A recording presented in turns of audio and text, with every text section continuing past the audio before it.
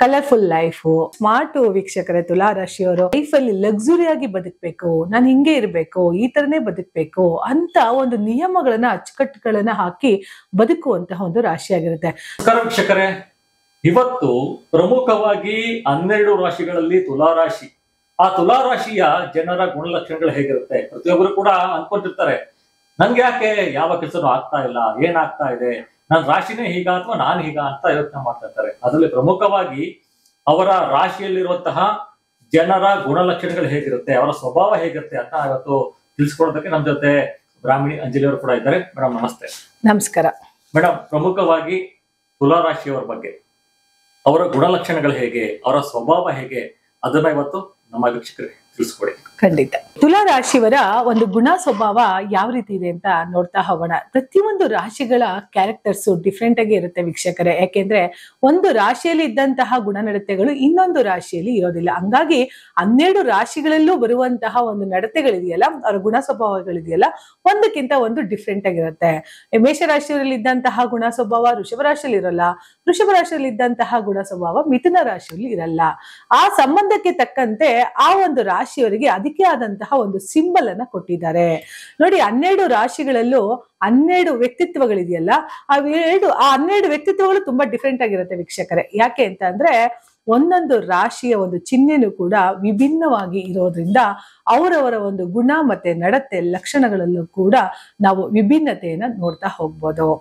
ಬನ್ನಿ, ತುಲಾ ರಾಶಿಯ ಜನ ತುಂಬಾ ಜನ ಕಾಯ್ತಾ ಇರ್ತಾರೆ, ನಾನೇನಪ್ಪಾ ತುಲಾ ರಾಶಿ ಹೇಗಿರ್ಬೋದು, ನನ್ನ ರಾಶಿ ಹೇಗಿರ್ಬೋದು, ಅಥವಾ ನನ್ನ ನಕ್ಷತ್ರಗಳ ಒಂದು ಗುಣ ನಡತೆ ಲಕ್ಷಣಗಳು ಹೇಗಿರ್ಬೋದು ಅನ್ನೋದನ್ನ ನೋಡ್ತಾ ಹೋಗೋಣ. ನೋಡಿ, ತುಲಾ ರಾಶಿಯವರ ಸಿಂಬಲ್ ನಾನು ಯಾವಾಗ್ಲೂ ನಿಮ್ಗೆ ಹೇಳ್ತೀನಿ, ಆ ಸಿಂಬಲಿಕ್ ಹೇಗಿರುತ್ತೆ ಅಂತ ಅಂದ್ರೆ ಒಂದು ಕೈಯಲ್ಲಿ ತಕ್ಕಡಿಯನ್ನು ಹಿಡಿದಂತಹ ವ್ಯಕ್ತಿ. ಸೊ ತಕ್ಕಡಿಯಲ್ಲಿ ನಾವೇನಾಗ್ತೀವಿ, ಕರೆಕ್ಟಾಗಿ ಸರಿ ಪ್ರಮಾಣದಲ್ಲಿ ತೂಕವನ್ನ ಮಾಡುವಂತಹ ವ್ಯಕ್ತಿ ಆಗಿರುತ್ತೆ. ಆ ಒಂದು ಚಿಹ್ನೆಯನ್ನ ತುಲಾ ರಾಶಿಯವರಿಗೆ ಕೊಟ್ಟಿದ್ದಾರೆ. ನೋಡಿ, ತುಲಾ ರಾಶಿಯವರು ಸಮತೋಲನವನ್ನು ಕಾಯ್ದುಕೊಳ್ಳುವಂತವ್ರು. ತಮ್ಮ ಜೀವನದಲ್ಲಿ ಸಮತೋಲನ ಇರಬೇಕು, ಹೀಗೆ ಇರಬೇಕು, ಹಿಂಗೆ ಇರಬೇಕು ಅಂತ ಬದುಕುವಂತಹ ವ್ಯಕ್ತಿಗಳಾಗಿರ್ತಾರೆ. ತುಲಾ ರಾಶಿಯ ಒಂದು ವ್ಯಕ್ತಿತ್ವ ಹೇಗಿರುತ್ತೆ ಅಂದ್ರೆ ಶುಕ್ರ ಅಧಿಪತಿ. ತುಲಾ ರಾಶಿಯಲ್ಲಿ ಶುಕ್ರ ಅಧಿಪತಿಯಾಗಿರೋದ್ರಿಂದ ಇವ್ರು ಯಾವಾಗ್ಲೂ ಅವ್ರದ್ದು ಲೈಫ್ ಹೇಗಿರುತ್ತೆ ಅಂತ ಅಂದ್ರೆ ತುಂಬಾ ಕಲರ್ಫುಲ್ ಆಗಿರ್ಬೇಕು, ನನ್ನ ಲೈಫ್ ಹಿಂಗೆ ಇರ್ಬೇಕು, ಚೊಕ್ಕವಾಗಿರ್ಬೇಕು, ಅಚ್ಚುಕಟ್ಟಾಗಿರ್ಬೇಕು. ಸೊ ಕಂಡೀಷನಲ್ ಆಗಿ ಲೈಫ್ ಅನ್ನ ಜೀವನ ಮಾಡುವಂತ ತುಲಾ ರಾಶಿಯವರು. ಯಾಕೆಂದ್ರೆ ತುಲಾ ರಾಶಿಯವರ ಅಧಿಪತಿ ಶುಕ್ರ ಆಗಿರೋದ್ರಿಂದ ಅಲ್ಲಿ ವೀನಸ್ ಅಂತ ಏನ್ ಕರಿತೀವೋ ಶುಕ್ರನ ಅಂಶ ಅವರಲ್ಲಿ ತುಂಬಾ ಕಾಡ್ತಾ ಇರತ್ತೆ. ಅಂದ್ರೆ ಆ ತಕ್ಕಂತೆ ಅವರ ಒಂದು ವ್ಯಕ್ತಿತ್ವ ಇರುತ್ತೆ. ಬಹಳ ಕ್ಲೀನ್ ಅಂಡ್ ಸ್ಮಾರ್ಟ್ ವೀಕ್ಷಕರೇ ತುಲಾ ರಾಶಿಯವರು. ತುಂಬಾ ಹ್ಯಾಪಿನೆಸ್ ಲೈಫ್ ಅನ್ನ ಹೊಂದಿರುವಂತವರು, ಕೋಪವನ್ನ ಮಾಡಿಕೊಳ್ಳದಂತಹ ಇರುವ ರಾಶಿ ಅಂತ ಅಂದ್ರೆ ತುಲಾ ರಾಶಿಯವರು. ಯಾಕೆಂದ್ರೆ ಅವ್ರು ಯಾವಾಗ್ಲೂ ಮೌನವಾಗಿರ್ತಾರೆ. ಅದು ತುಲಾ ರಾಶಿಯವರೇ ಆಗಿರ್ಬೋದು, ತುಲಾ ಲಗ್ನದವರೇ ಆಗಿರ್ಬೋದು. ತುಲಾ ಲಗ್ನದವರಾದ್ರೆ ಮೋಸ್ಟ್ ಆಫ್ ಆಲ್ 99% ನಾವೇನ್ ಹೇಳ್ತೀವೋ ಅದೇ ಕರೆಕ್ಟ್ ಆಗಿರುತ್ತೆ ಅಂತ ಹೇಳಿ. ನೋಡಿ, ತುಲಾ ರಾಶಿಯವರಲ್ಲಿ ಶುಕ್ರ ಅಧಿಪತಿ ಆಗಿರೋದ್ರಿಂದ ಅವರಲ್ಲಿ ಶುಕ್ರನ ಅಂಶ ಅಂತ ಹೇಳಿದೆ, ವೀನಸ್. ಶುಕ್ರ ಏನ್ ಅಧಿಪತಿ? ಸುಗಂಧ ದ್ರವ್ಯಗಳಿಗೆ ಅಧಿಪತಿ.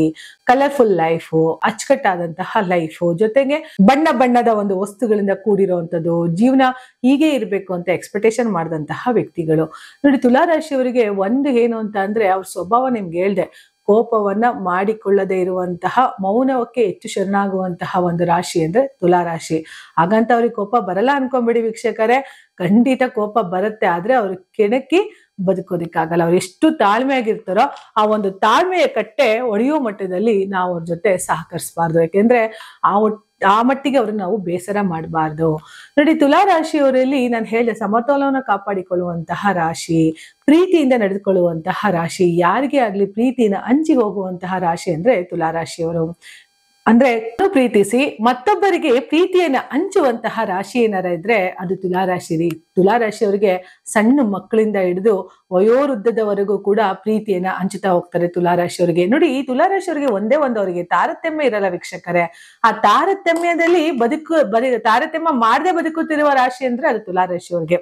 ತುಲಾ ರಾಶಿಯವರು ಬಡವರು ಅಂದ್ರೆ ಇವ್ರು ಶ್ರೀಮಂತರು ಈ ತರ ಹೇಳಿ ಅವರು ಮನೆಗಳನ್ನ ಹಾಕಿ ಕೂರ್ಸೋದಿಲ್ಲ. ಎಲ್ರೂ ಒಂದೇ ಸಮಾನವಾಗಿ ನೋಡ್ತಾರೆ. ಕೆಲಸದವರೇ ಆಗಿರ್ಬೋದು, ವರ್ಕರ್ಸ್ ಆಗಿರ್ಬೋದು. ಯಾರು ತುಲಾ ರಾಶಿಯವ್ರು ಏನಾರು ಓನರ್ ಆಗಿದ್ರೆ ನೋಡಿ, ಅವ್ರ ಕೆಲ್ಸದವ್ರನ್ನ ಎಷ್ಟು ಚೆನ್ನಾಗಿ ನೋಡ್ಕೊಳ್ತಾರೆ ಅಂತ ಅಂದ್ರೆ ತನ್ನ ಕೆಳವರ್ಗದಲ್ಲಿ ಇರೋರ್ನು ಅಷ್ಟೇ, ತನ್ನ ಮೇಲ್ವರ್ಗದಲ್ಲಿ ಇರೋರ್ನು ಅಷ್ಟೇ ಒಂದೇ ರೀತಿ ಪ್ರೀತಿ ಮಾಡ್ತಾರೆ. ಅವರಿಗೆ ಭೇದ ಭಾವ ಅದಕ್ಕೆ ವ್ಯತ್ಯಾಸಗಳನ್ನ ಮಾಡದೇ ಇರುವಂತಹ ಒಂದು ರಾಶಿ ಆಗಿರುತ್ತೆ.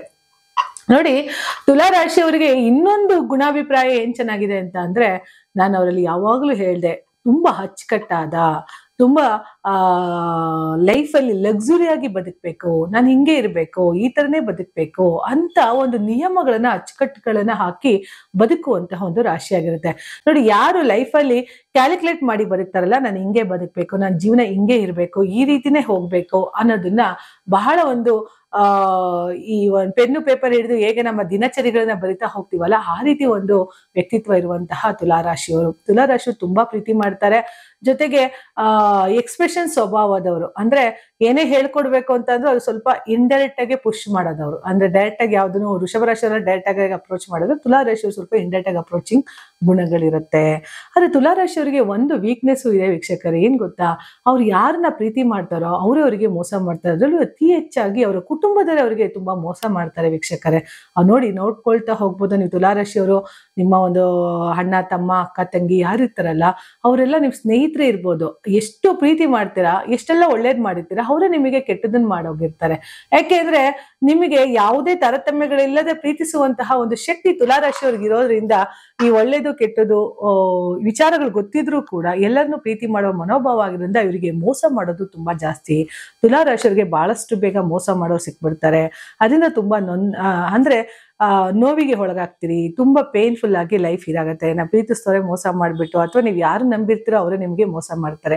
ನೋಡಿ, ತುಲಾರಾಶಿಯವರಲ್ಲಿ ಇನ್ನೊಂದಿದೆ ವೀಕ್ಷಕರೇ, ಅವ್ರ ಹತ್ರ ಹಣ ತಗೊಂಡೋಗ್ತಾರೆ, ಅವ್ರ ಪಾಪ ನಂಬಿ ಕೊಟ್ಟಿರ್ತಾರೆ, ತಗೊಂಡೋಗೋರ್ಗು ಅವ್ರ ಜೊತೆ ತುಂಬಾ ಚೆನ್ನಾಗಿರ್ತಾರೆ. ತದನಂತರಗಳಲ್ಲಿ ಆ ನಂತರ ಅದೇನ್ ಮಾಡ್ತೀಯ ಮಾಡ್ಕೋ, ಅದೇನ್ ಮಾಡ್ತೀಯ ಹೋಗು, ನಾನು ನೋಡ್ಕೋತೀನಿ ಅನ್ನೋ ತರ ಎಲ್ಲ ನಡ್ಕೊಂಡಾಗ ತುಂಬಾ ನೋವಿಗೆ ಒಳಗಾಗ್ಬಿಡ್ತಾರೆ ತುಲಾರಾಶಿಯವರು. ಹಾಗೆ ತುಲಾರಾಶಿಯವರ ಇನ್ನೊಂದು ಗುಣಾತ್ಮಕಗಳಲ್ಲಿ ರವಿ ತುಲಾರಾಶಿಯಲ್ಲೇ ಕೂಡ ನೀಚನಾಗೋದ್ರಿಂದ, ಮೇಷರಾಶಿಯಲ್ಲಿ ಉಚ್ಚನಾಗ್ತಾನೆ, ತುಲಾರಾಶಿಯವರಿಗೆ 11ನೇ ಮನೆ ಅಧಿಪತಿ ಆಗಿದ್ದು ಕೂಡ ರವಿ ನೀಚನಾಗೋದ್ರಿಂದ ಲಾಭಾಂಶದಲ್ಲಿ ಅವರು ಸ್ವಲ್ಪ ಕಳ್ಕೊಳ್ಳುವಂಥದ್ದು, ಲಾಸ್ ಆಗುವಂಥದ್ದು, ಯಾರನ್ನೋ ನಂಬಿ ಅಧಿಕ ಹಣವನ್ನ ವ್ಯಯ ಮಾಡ್ಕೊಳ್ಳುವಂಥದ್ದಾಗತ್ತೆ. ಹಾಗಾಗಿ ಯಾವುದೇ ಇನ್ವೆಸ್ಟ್ಮೆಂಟ್ ಮಾಡ್ಬೇಕಾದ್ರೆ ರವಿ ನಿಮಗೆ ಚೆನ್ನಾಗಿಲ್ದೇ ಇರೋದಕ್ಕೆ, ನಿಮ್ಮ ರಾಶಿಯಲ್ಲಿ ರವಿ ನೀಚನಾಗೋದ್ರಿಂದ ಸ್ವಲ್ಪ ನೋಡ್ಕೊಂಡು ವ್ಯವಹರಿಸಿ. ಯಾವುದೇ ಬಿಸ್ನೆಸ್ಗಳಿಗೆ ಕೈ ಹಾಕ್ಬೇಕಾದ್ರೆ ಕೇರ್ಫುಲ್ ಆಗಿರ್ಲಿ. ಜೊತೆಗೆ ಇವ್ರ ಗುಣಲಕ್ಷಣ ಹೇಳಿದೆ, ತುಂಬಾ ನಂಬುವಂತಹ ರಾಶಿ, ತುಂಬಾ ಪ್ರೀತಿಸುವಂತಹ ರಾಶಿ, ತುಂಬಾ ಆಕರ್ಷಿತವಾಗಿ ಇರುವಂತಹ ರಾಶಿ. ಇವ್ರು ನೋಡೋದಿಕ್ಕೆ ತುಂಬಾ ಸುಂದರವಾಗಿರ್ತಾರೆ, ಬಹಳ ಅಚ್ಚುಕಟ್ಟಾಗಿರ್ತಾರೆ, ಡ್ರೆಸ್ಸಸ್ ತುಂಬಾ ಚೆನ್ನಾಗಿರುತ್ತೆ ಇವರಿಗೆ. ಎಲ್ಲೂ ಕೂಡ ಅವರ ಏರುಪೇರು ಬಟ್ಟೆಗಳಲ್ಲಿ ಆಗೋಂಗಿರಲ್ಲ. ಯಾಕಂದ್ರೆ ಐರನ್ ಮಾಡಿದಂತ ಬಟ್ಟೆಗಳನ್ನ ಧರಿಸುವಂಥದ್ದು, ಸುಗಂಧ ದ್ರವ್ಯಗಳನ್ನ ಧರಿಸುವಂಥದ್ದು, ಸ್ಟೈಲಿಶ್, ಒಂಥರ ಡಿಫ್ರೆಂಟ್ ಸ್ಟೈಲಿಶ್ ಆಗಿ ನಡ್ಕೊಳ್ಳುವಂಥವ್ರು ಏನಾದ್ರು ಇದ್ರೆ ತುಲಾರಾಶಿಯವರು. ಅವರ ಒಂದು ವಿಭಿನ್ನತೆ ಇದೆಯಲ್ಲ, ಬೇರೆಯವ್ರಿಗಿಂತ ನಾನು ಸ್ವಲ್ಪ ಡಿಫ್ರೆಂಟ್ ಆಗಿರ್ಬೇಕು ಅನ್ನೋದನ್ನ ಬಯಸುವಂತಹ ಒಂದು ರಾಶಿ ಅಂದ್ರೆ ತುಲಾರಾಶಿಯವರಾಗಿರ್ತಾರೆ. ಹಾಗಾಗಿ ಇವ್ರ ಗುಣನೇ ಆಗಿರುತ್ತೆ, ಎಲ್ಲದರಲ್ಲೂ ಡಿಫ್ರೆಂಟ್ ಕ್ಯಾರೆಕ್ಟರ್ಸ್ ಇರುತ್ತೆ. ಬೇರೆಯವ್ರಗಿಂತ ತನ್ನಲ್ಲಿ ವಿಭಿನ್ನತೆಯನ್ನ ನೋಡುವಂತಹ ಒಂದು ರಾಶಿ ಗುಣನಡವಳಿಕೆ ಇವ್ರಲ್ಲಿ ಇದ್ದೇ ಇರುತ್ತೆ. ಇದರಲ್ಲಿ ಜೊತೆಗೆ ನಾನು ಹೇಳ್ದೆ, ಸ್ವಲ್ಪ ತುಲಾರಾಶಿಯವರಿಗೆ ಯಾವಾಗ್ಲೂ ಏನು ಅಂತ ಅಂದ್ರೆ, ನೋಡ್ಕೊಂಡು ನಂಬಿಕೆನೆ ನಿಮಗೆ ದ್ರೋಹ ಆಗ್ಬಿಡುತ್ತೆ. ಅದು ಅಪ್ಪ ಅಮ್ಮನೇ ಆಗಿರ್ಬೋದು, ಅಣ್ಣ ತಂಗಿನೇ ಆಗಿರ್ಬೋದು. ಜೊತೆಗೆ ಸಂಬಂಧಗಳು ಅಂತ ಬಂದಾಗ ನಿಮ್ಮ ಸಂಬಂಧದ ನೆಂಟರುಗಳಷ್ಟರಾಗಿರ್ಬೋದು, ಸ್ನೇಹಿತರಾಗಿರ್ಬೋದು, ಸ್ವಲ್ಪ ಎಲ್ಲೋ ನಂಬಿಕೆಗೆ ಮೋಸ ಮಾಡ್ಬಿಡ್ತಾರೆ. ಅದ್ರ ಬಗ್ಗೆ ಸ್ವಲ್ಪ ಕೇರ್ಫುಲ್ ಆಗಿದ್ರೆ, ಯಾಕಂದ್ರೆ ತುಲಾರಾಶಿಯವರಿಗೆ ನಂಬಿಕೆನೆ ಪ್ರಧಾನ ಆದ್ಯತೆ. ಎಲ್ರನ್ನು ನಂಬ್ತಾರೆ, ಎಲ್ರನ್ನು ಪ್ರೀತಿಸ್ತಾರೆ. ಈ ಗುಣ ಇರುವಂತಹ ತುಲಾರಾಶಿಯವರಲ್ಲಿ ವಿಭಿನ್ನತೆಗಳನ್ನ ನೋಡ್ತಾ ಹೋಗ್ಬೋದು. ಹಾಗೆ ತುಲಾರಾಶಿಯವರಿಗೆ ಒಂದು ಏನು ಅಂತ ಅಂದ್ರೆ, ನೋಡ್ತಾ ಹೋಗ್ಬೋದು, ತುಲಾರಾಶಿಯವರಿಗೆ ಇಲ್ಲ ತಂದೆ ಇರ್ತಾರೆ, ಇಲ್ಲ ತಾಯಿ ಇರ್ತಾರೆ, ಈ ತರ ನೋಡ್ಬೋದು. ತುಲಾರಾಶಿ ಸಾಧಾರಣ ಹೀಗೇನೆ, ತುಲಾರಾಶಿ ಇರ್ಬೋದು, ತುಲಾ ಲಗ್ನ ಇರ್ಬೋದು, ಒಂದು ಏನಾದ್ರು ಕಳ್ಕೊಂಡಿರ್ತಾರೆ. ಅಥವಾ ತಂದೆ ಇದ್ದು ಕೂಡ ತಂದೆಯ ಒಂದು ಪ್ರೀತಿ ಸಿಗದೆ ಇರ್ಬೋದು, ಅಥವಾ ತಾಯಿ ಇದ್ದು ಕೂಡ ತಾಯಿಯ ಪ್ರೀತಿ ಸಿಗದೆ ಹೋಗ್ಬೋದು. ಇದರಲ್ಲಿ ಅಪ್ಪ ಅಮ್ಮ ಅಂತ ಬಂದಾಗ ತುಲಾರಾಶಿ, ಯಾಕೆಂದ್ರೆ ರವಿ ನೀಚನಾಗೋದ್ರಿಂದ, ಯಾಕೆಂದ್ರೆ ತುಲಾರಾಶಿಯಲ್ಲಿ ರವಿ ನೀಚನಾಗೋದ್ರಿಂದ ತಂದೆಯ ಅಂಶ ಅಂತ ರವಿನ ಕರಿತೀವಿ. ಹಂಗಾಗಿ ತಂದೆಯಿಂದ ಆದಷ್ಟು ವಂಚಿತರಾಗೋದನ್ನ ನಾವು ತುಲಾರಾಶಿಯನ್ನ ನೋಡ್ತಾ ಹೋಗ್ಬೋದು. ಸೊ ತಂದೆ ಅಥವಾ ತಾಯಿ, ಅದರಲ್ಲಿ ಪ್ರಮುಖವಾಗಿ ತಂದೆಯ ಒಂದು ಕೊರತೆ ಅಂಶಗಳು ತುಲಾರಾಶಿಯಲ್ಲಿ ಕಾಣಿಸ್ತಾ ಹೋಗುತ್ತೆ. ನಾನು ಅದನ್ನೇ ಹೇಳಿದ್ದು, ತುಲಾರಾಶಿಯಲ್ಲಿ ರವಿ ನೀಚನಾಗೋದ್ರೆ ಶುಕ್ರನ ಒಂದು ಮನೆಯಲ್ಲಿ ತುಲಾರಾಶಿಯಲ್ಲಿ ರವಿ ಬಂದಾಗ ನೀಚನಾಗ್ತಾನೆ. ಹಾಗಾಗಿ ತಂದೆಯಿಂದ ಇವರಿಗೆ ಸಿಗುವಂತಹ ನೋವುಗಳು ಅಥವಾ ತಂದೆಯಿಂದ ಸಿಗುವಂತಹ ಪ್ರೀತಿಗಳು ಇದರಿಂದ ವಂಚಿತರಾಗ್ತಾ ಹೋಗ್ತಾರೆ. ಹಾಗೆ ಲೈಫಲ್ಲಿ ಏನಾರ ಒಂದು ಕೊರತೆ ಇದ್ದೇ ಇರುತ್ತೆ ತುಲಾರಾಶಿಯವರಿಗೆ, ಆ ಕಾಡ್ತಾನೆ ಇರುತ್ತೆ ತುಲಾರಾಶಿಯವರಿಗೆ. ಎಷ್ಟೇ ಚಿನ್ನ ಇರ್ಲಿ, ಎಷ್ಟೇ ಒಡವೆ ಇರ್ಲಿ, ಎಷ್ಟೇ ಸೈಟು, ಮನೆ, ವಾಹನಗಳು ಏನೇ ಇಲ್ಲಿ ತುಂಬಿ ತುಳುಕ್ದಂಗಿದ್ರೂ ಕೂಡ ಅವ್ರಿಗೆಲ್ಲೋ ಒಂದು ಕಡೆ ಕೊರತೆ ಕಾಡ್ತಾ ಇರುತ್ತೆ. ಆ ಕೊರತೆಯ ಮನೋಭಾವನೆ ತುಲಾರಾಶಿಯವ್ರಿಗಿರುತ್ತೆ. ಯಾಕೆಂದ್ರೆ ಅದು ಏನೋ ಆಗಿಲ್ಲ, ನಂಗೇನೋ ಆಗ್ತಾ ಇಲ್ಲ, ಎಲ್ಲೋ ನನಗೇನೋ ಒಂದು ಸಿಗ್ತಾ ಇಲ್ಲ ಅನ್ನೋ ಕೊರತೆಯ ಭಾವನೆ ತುಲಾರಾಶಿಯವ್ರಿಗೆ ಯಾವಾಗಲೂ ಕಟ್ತಾ ಇರ್ತಾರೆ. ನೀವು ನೋಡಿ, ಯಾವುದೇ ತುಲಾರಾಶಿಯವ್ರು ಇರ್ಬೋದು, ಎಷ್ಟೇ ಆಸ್ತಿ ಐಶ್ವರ್ಯ ಏನೇ ಇರ್ಬೋದು, ನಿಮ್ಮಲ್ಲಿ ಸಕಲವನ್ನು ಕೊಟ್ಟಿರ್ತಾರೆ ಅನ್ಕೊಳ್ಳಿ, ಅಲ್ಲಿ ಇನ್ನೇನೋ ಒಂದು ಕೊರತೆ ಕಾಡ್ತಾ ಇರುತ್ತೆ ತುಲಾರಾಶಿಯವ್ರಿಗೆ.